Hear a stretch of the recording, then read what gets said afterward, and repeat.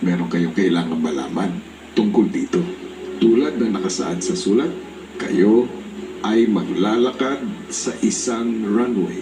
Isang makitid na rampa ang inyong lalakaran ng pabaliktad.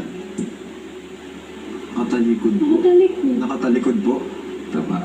At para manalo kayo, maaari lamang kayong makagawa ng 5 pagkakamali.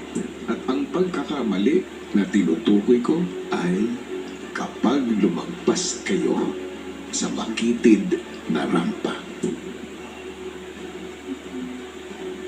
Salamat po. Pagbalik sa loob ng bahay, agad nilang sinabi sa mga kasama ang dagdag na challenge sa kanilang weekly task. What happened? Better. So, hindi lang siya normal na rampa, makitid siya. The ramp is not only gonna be narrow, but we're gonna have to walk backwards. Grabe pasabog, nadagdagan po ng di nga ako marunong maglakad masyado, hindi ako confident po sa mga fashion na yan. Tapos kailangan pa na patalikod. We can only make 5 mistakes. Once we go over 5, we fail the weekly task. Yes. It's a very hard challenge. Unang-una, ang hirap na nga mag-focus na maglakad ng straight paharap, what more ng patalikod, tapos sobrang kita naglalakaran namin. I just didn't know what to expect. Siguro pa-practice natin shoulder length yung size ng rampa. As in, ganyan lang. Just your 2 feet backwards.